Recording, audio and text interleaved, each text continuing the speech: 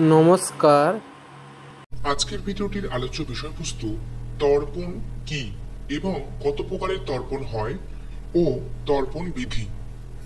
তবে ভিডিওটি শুরু করার পূর্বে আপনার কাছে আমার বিনীতভাবে অনুরোধ, যদি আপনি আমার চ্যানেলের নতুন দর্শক হয়ে থাকেন তাহলে প্লিজ চ্যানেলটা সাবস্ক্রাইব করুন এবং পাশে থাকা বেল আইকনটি প্রেস করুন।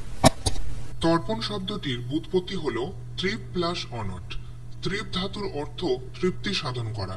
এখানে তৃপ্তি সাধন বলতে দেব, ঋষি, পিতৃ, মনুষ্যগণের তৃপ্তি সাধনকে বোঝানো হয়েছে। হিন্দু ধর্মে দেবতা, ঋষি ও মৃত পূর্বপুরুষদের উভয় কুল, মাতৃকুল এবং পিতৃকুলের উদ্দেশ্যে জল নিবেদন করে তাদের সন্তুষ্ট করার পদ্ধতিকে তর্পণ বলা হয়। বংশের যে সকল পিতৃপুরুষ পরলোক গমন করেছেন তাদের প্রীতির উদ্দেশ্যে মন্ত্র উচ্চারণ পূর্বক সতিল জল দান করে সাধারণত পুত্র সন্তানেরা পিতৃতর্পণ করে থাকেন। এভাবে তর্পণ করাকে আবার তিল তর্পণও বলে। এখন দেখা যাক কত প্রকারের তর্পণ হয়। হিন্দু শাস্ত্রে নানা রকম তর্পণের কথা বলা হয়েছে, যেমন দেব তর্পণ, মনুষ্য তর্পণ, ঋষি তর্পণ, দিব্য পিতৃতর্পণ, যম তর্পণ, বিশ্ব তর্পণ, পিতৃতর্পণ, মাতৃতর্পণ, অগ্নিদগ্ধাদি তর্পণ, রাম তর্পণ ও লক্ষণ তর্পণ ইত্যাদি। এদের মধ্যে পিতৃতর্পণ রীতি সাধারণ মানুষের মধ্যে অধিক প্রচলিত। এর অপর নাম পিতৃযজ্ঞ। পৃথিবীর বিভিন্ন স্থানে বিভিন্ন সময়ে পিতৃতর্পণ পালিত হয়।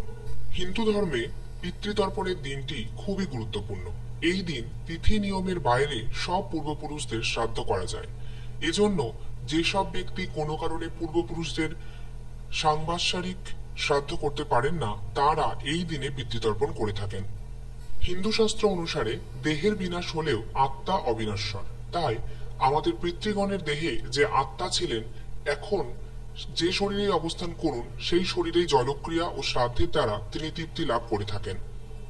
তাই দেব, ঋষি, পিতৃ, মনুষ্যগণের তর্পণ করলে তারা খুশি হন এবং বিনিময়ে আমাদের সুখ, সমৃদ্ধি, সাফল্য, পরিপারক শক্তির বুদ্ধি ও দীর্ঘায়ু দান করেন। তর্পণ বিধি। তর্পণ প্রতিদিনই করা উচিত, কিন্তু নানা কাজে মানুষ ব্যস্ত থাকায় পিতৃপক্ষের 15 দিন তর্পণ করে থাকে। যারা তাতেও অক্ষম তারা মহালয়ার দিন তর্পণ করেন। তর্পণের জন্য প্রয়োজন কোষাকুষি এবং কালো তিল। 6টি কুশ প্রথমে জলে ভিজিয়ে রেখে সেটা নরম হলে একত্রে 3টি কুশ নিয়ে অনামিকা আঙুলে আংটির মতো ধারণ করে তর্পণ করবেন। বা আঙ্গুলেও একইভাবে কুশাঙ্গরীও ধারণ করবেন। কুশ ও তিল যদি না পাওয়া যায় তবে শুধু জলেও তর্পণ করতে পারেন। স্নানাঙ্গ তর্পণ স্নানান্তেই করতে হয়। স্নান শেষে পূর্ব দিকে মুখ করে নাভিমাত্র জলে দাঁড়িয়ে তর্পণ করতে হয়। আজকের ভিডিওটা এইটুকুই। যদি আজকের ভিডিওটি ভালো লেগে থাকে তাহলে প্লিজ লাইক, কমেন্ট এবং শেয়ার করবেন। আর আপনি যদি নতুন হয়ে থাকেন তাহলে প্লিজ চ্যানেলটা সাবস্ক্রাইব করবেন। আর যদি অলরেডি সাবস্ক্রাইব করে থাকেন তাহলে আপনাকে অসংখ্য ধন্যবাদ। আর আজকের ভিডিওটি দেখার জন্য আমি আপনার কাছে কৃতজ্ঞ।